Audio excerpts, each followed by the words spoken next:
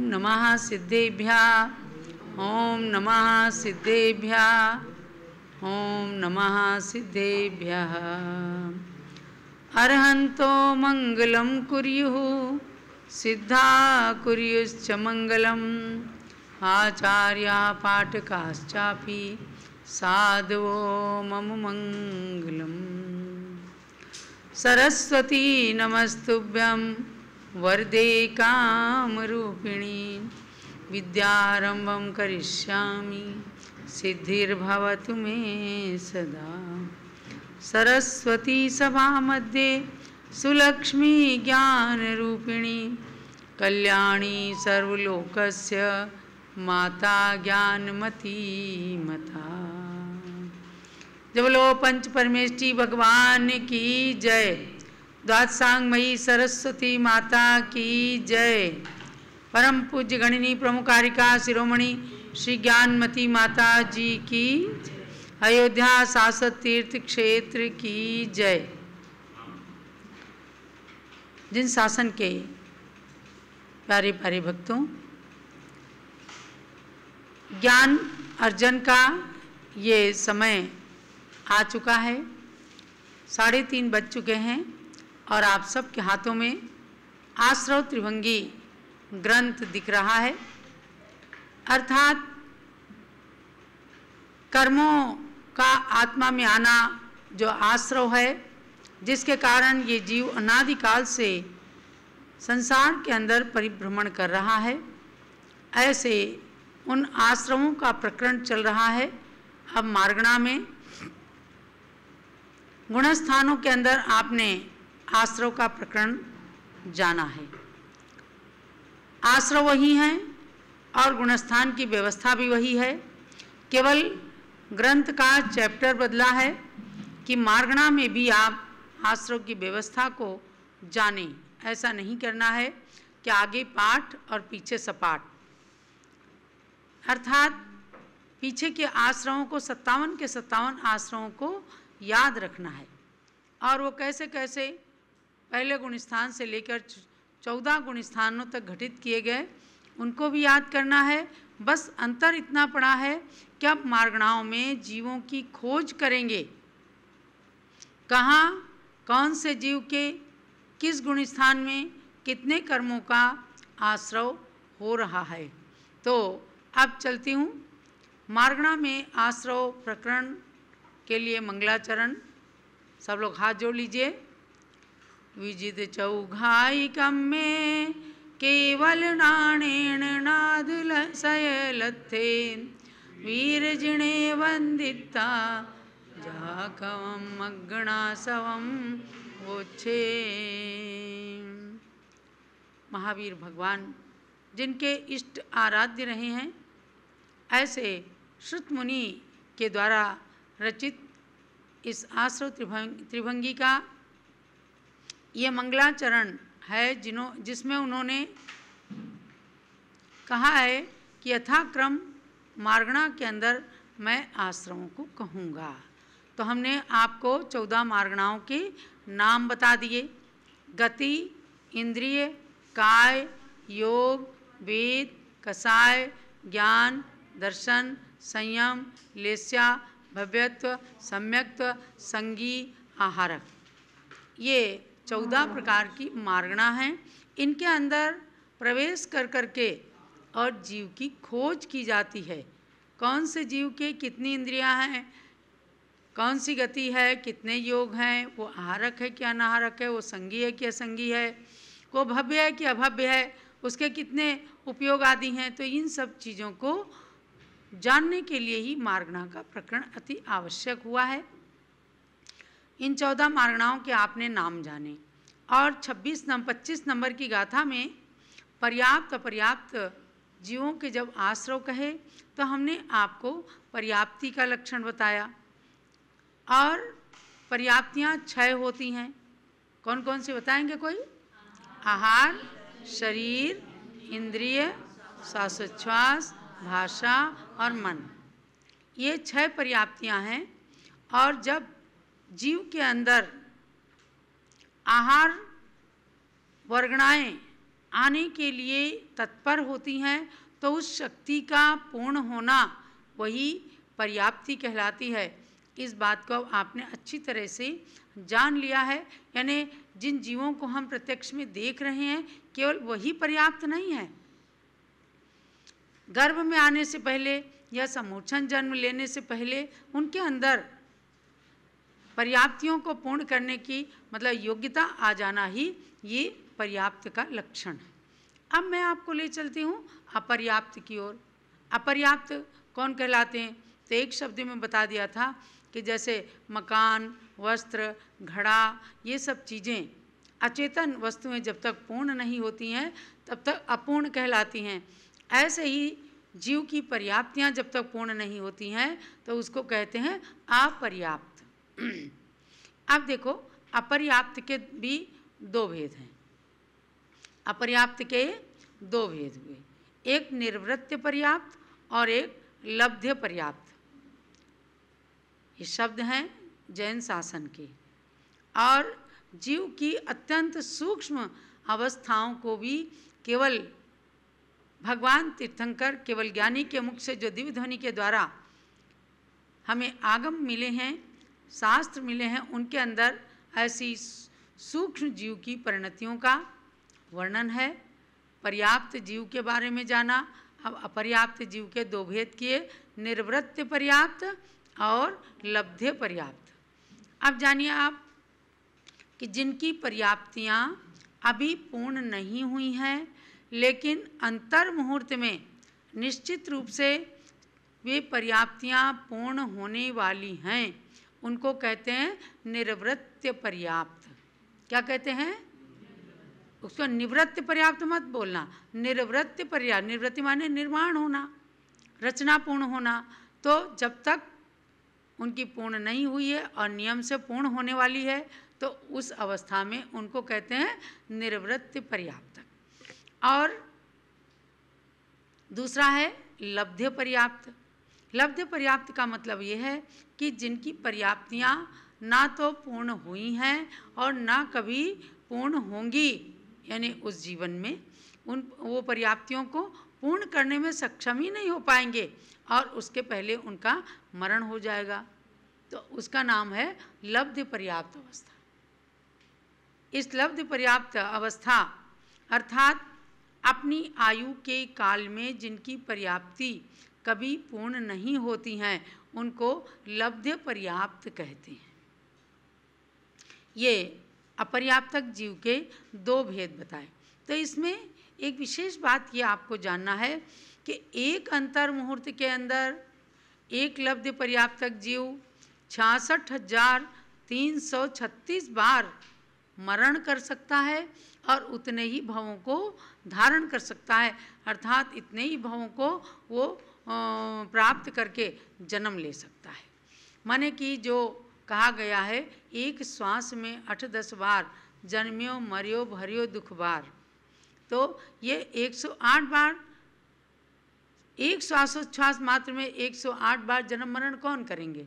ऐसे ही लब्ध्य पर्याप्तक जीवों को का ही ऐसा, इसको क्षुद्र मरण, क्षुद्र भव की भी संख्या दी है, क्योंकि इससे अल्प स्थिति वाला कोई भी भाव नहीं हो सकता। एक श्वास में 18 बार जन्म मरण करे, इससे कोई भी अल्प स्थिति जीव की भावों की नहीं हो सकती है। और इसका विस्तृत वर्णन जानना है तो बहुत सारे भावों का वर्णन, जो कि यहाँ मैं प्रासंगिक नहीं समझती हूँ, क्योंकि यहाँ विषय अपना चल रहा है आश्रव का। लेकिन इसके लिए आपको जीवकांड सार में, आप जो जीवकांड सार नाम की पुस्तक है, यानी 750 गाथाओं से सहित जो गोमट सार जीवकांड है, उसको लगभग 150 गाथाओं में आवश्यक गाथाएं छांट करके पूज्य गणी ज्ञानमती माता ने हमें गोमट सार जीवकांड सार दिया है। और आप महीना 15 दिन के अंदर ही उसका स्वाध्याय करके बहुत ही अच्छा ज्ञान प्राप्त कर सकते हैं। उसके अंदर पृष्ठ 41, 42, 43 पर बहुत ही सुंदर और स्पष्ट इनका खुलासा है कि लब्ध्य पर्याप्तक जीव किस तरह से कितने कितने भाव एक इंद्री, दो इंद्री, तीन इंद्री, चार इंद्री में लब्ध पर्याप्त अवस्था कैसे मिलती है और कितने कितने भावों को वो धारण कर सकते हैं। इस प्रकरण को आपको जानने के लिए गोमट सार का प्रकरण पढ़ना होगा। तो ये मैंने आपको गाथा नंबर 25 के अनुसार कि पर्याप्त अवस्था में औदारिक मिश्र, वैक्रियक मिश्र, आहारक मिश्र और कार्माण से रहित यथा योग्य अपने अपने गुणस्थानों के अनुसार आश्रव होते हैं एवं अपर्याप्त अवस्था में 4 मनोयोग, 4 वचन योग, औदारिक, वैक्रियक और आहारक ये 3 कायोग, इन 11 योगों से रहित आश्रव होते हैं। देखो क्या है, गुणस्थान वही हैं, आश्रव वही 57 है। अब उसमें विशेष बात जो बताते हैं उनको, जहाँ पर इनका प्रकरण आएगा, पर्याप्त अपर्याप्त अवस्था का प्रकरण आएगा, वहाँ पर इसको विशेष रूप से स्मरण करना पड़ेगा। यहाँ आपको क्या जानना है कि जो भी पर्याप्तक जीव हैं उनके अपने अपने गुणस्थान के अनुसार ऐसी व्यवस्था रहेगी, यानी कि 4 आश्रव पर्याप्त अवस्था वाले जीव के नहीं होंगे। कौन से? नोट कर लीजिए, औदारिक मिश्र, वैक्रियक मिश्र, आहारक मिश्र और कार्माण। तो 57 में से 4 निकल गए तो कितने हुए? 53 आश्रव। अर्थात अब इनकी गिनती कर लीजिए, 57 में से 4 निकल गए, बचे 53। अब 53 कौन से हैं? 5 मिथ्यात्व, 12 अविरति, इनको तो कोई भूल तो नहीं गए होंगे ना आप। 5 मिथ्यात्व, 12 अविरति, 25 कसाय और 11 योग। 11 योग में निकल गए कौन से? 4 मन के, 4 वचन के और ये जो हमने बताए हैं यहाँ पर 5 मिथ्यात्व, 12 अविरति, 25 कसाय और 11 योग जो लेना है, यानी जिनका आश्रय होगा पर्याप्त अवस्था में अपने अपने गुणस्थानों के अनुसार। 11 योग में कौन से? 4 मन के, 4 वचन के, औदारिक, वैक्रियक और आहारक। ये 4 4 8 और 3 11, क्योंकि योग में से ही 4 ऊपर निकल चुके हैं। तो ये आपके 53 आश्रव होंगे। कब? पर्याप्त अवस्था में। अब अपर्याप्त अवस्था में, अपर्याप्त अवस्था में कौन से आश्रव नहीं होते हैं? यहाँ चूंकि आचार्य श्री श्रुत मुनि ने इस 25 नंबर की गाथा में पर्याप्त और अपर्याप्तकों की नहीं होने वाले आश्रव, नहीं होने वाले से मतलब कम है नहीं होने वाले, ज़्यादा हैं होने वाले, इसलिए आपको उसमें घटाना पड़ेगा। लेकिन इनको बार बार पढ़ने से स्मरण में आ जाते हैं कि कौन से आश्रव होंगे। तो अब अपर्याप्त जीवों के नहीं होने वाले आश्रव, उनको भी आप नोट कीजिएगा। 4 मनोयोग नहीं होते हैं, 4 वचन योग, औदारिक का योग, वैक्रियक का योग और आहारक का योग, अर्थात इन 11 के बिना 46 आश्रव अपर्याप्त अवस्था में गुणस्थान के अनुसार यथा योग्य होते हैं। यानी ये 11 आश्रव उसमें नहीं होते हैं। तो 57 में से 11 निकल गए, कितने बचे? 46 आश्रव। 46 नंबर है इसके, उन आश्रवों को ये जीव करता है, यानी ये आश्रव होते हैं। तो आप इन चीज़ों को गिनती करके बार बार, जैसे स्कूल के अंदर पहाड़ा पढ़ाते हैं, गिनती पढ़ाते हैं, छोटी छोटी क्लासों में हम लोगों ने भी पढ़ा है। तो रोज़ रोज़ पढ़ाने का मतलब क्या होता है? कंठस्थ हो जाती है। और कंठस्थ होने से आपको किसी भी समय, क्या आपने भाई आश्रव त्रिभंगी इतने दिन तक चंदामती जी के मुख से पढ़ा है तो कैसे कैसे होंगे, तो इनको याद करना है। क्योंकि पुस्तकस्था तो या विद्या परहस्त गतम धनम कार्यकाले समुत्पन्ने न सा विद्या न तद धनम। एक नीतिकार ने कहा है कि कंठस्थ की हुई विद्या बहुत काम आती है।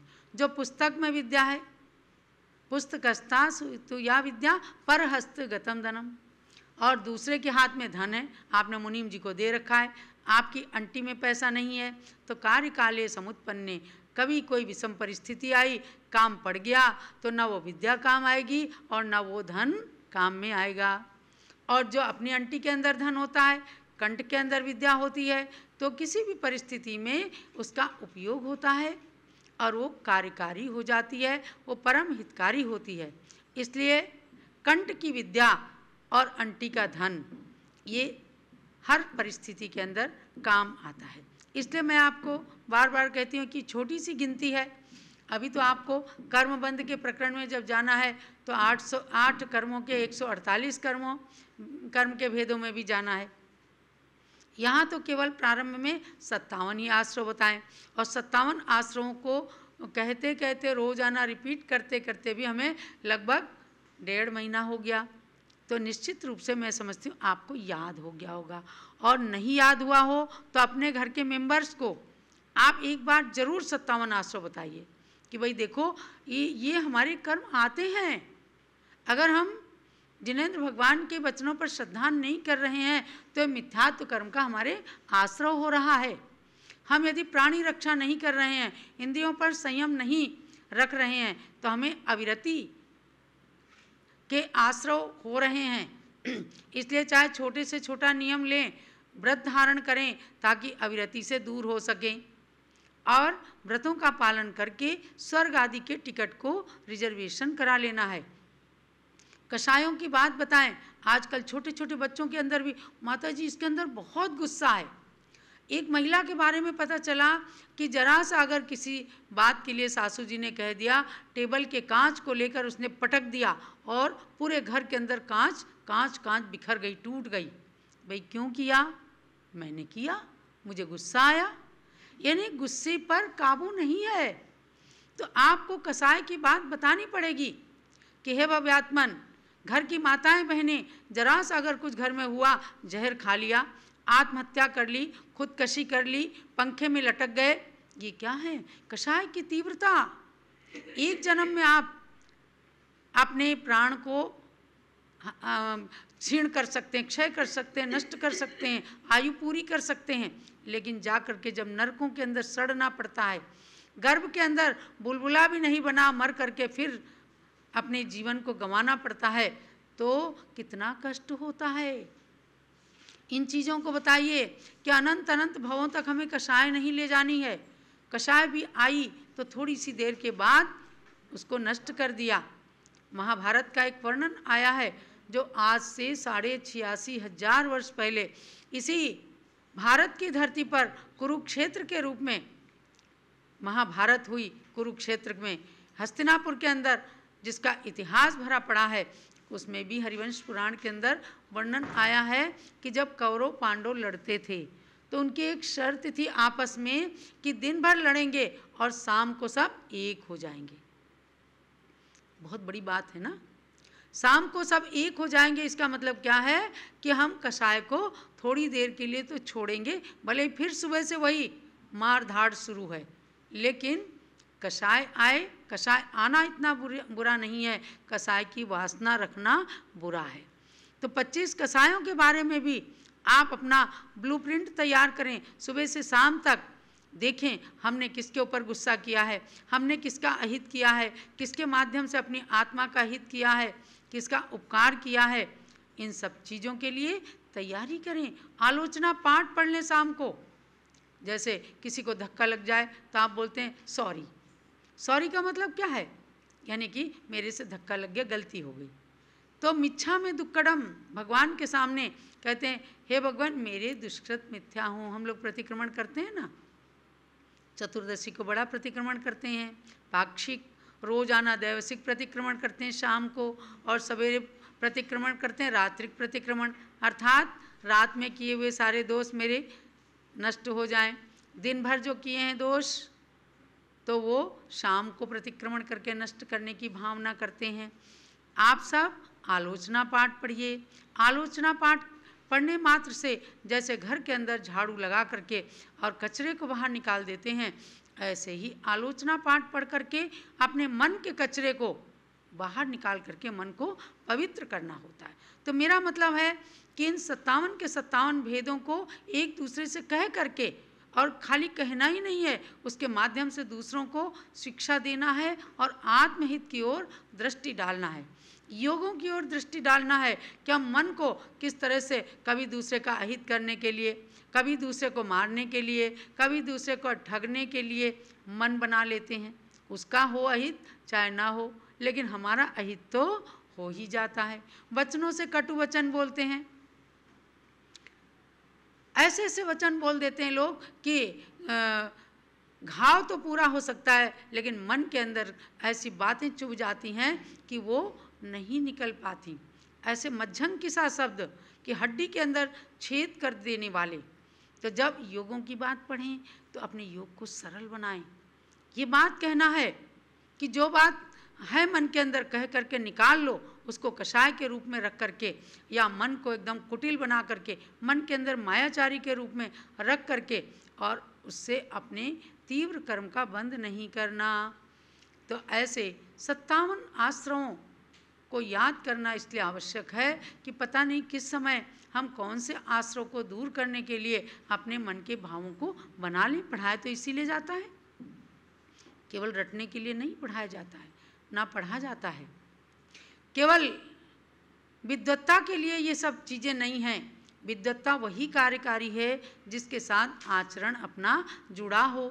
तो 26 नंबर की गाथा में जो आगे बताते हैं कि नरक गति में कितने कर्मों का आश्रय होता है, क्योंकि अब बताया है कि मार्गणाओं में हम आश्रय का कथन करेंगे।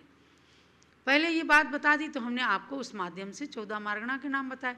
फिर कहा कि पर्याप्त और अपर्याप्त जीवों में आश्रय की बात हमने आपको पर्याप्तियाँ बताई, अपर्याप्त के 2 भेद बता दिए और फिर पर्याप्तक में गुणस्थान के अनुसार कौन कौन से आश्रय नहीं होते हैं, कौन कौन से आश्रय होते हैं, इस बात की अर्थापत्ति लगा करके और नहीं वाले आश्रयों को भी हमने बता दिया है और होने वाले भी आश्रयों की संख्या और भेद उनके नाम बताए। और अपर्याप्तकों के भी कितने आश्रय होते हैं और कितने आश्रय नहीं होते हैं, ये बात आपको हमने बताई है। यानी कि प्रथम नरक के अंदर अब गति मार्ग सबसे पहले मार्गणाओं में आती है गई इंद्रिय सुखाए। गति मार्गणा में आश्रय। अब गति में गति होती है 4। कितनी गति होती है? 4। नरक गति, तिर्यंच गति, मनुष्य गति, देव गति। तो गति मार्गणा में सबसे पहले आती है नरक गति। अब हम पढ़ते हैं 26 नंबर का श्लोक कि नरक गति में कितने आश्रय होते हैं। इत्थि पुंबेद दुगम हारोरालिय दुगम च वज्जिता नेरय्याणं पडमे इगिवण्णा पच्चया होन्ति।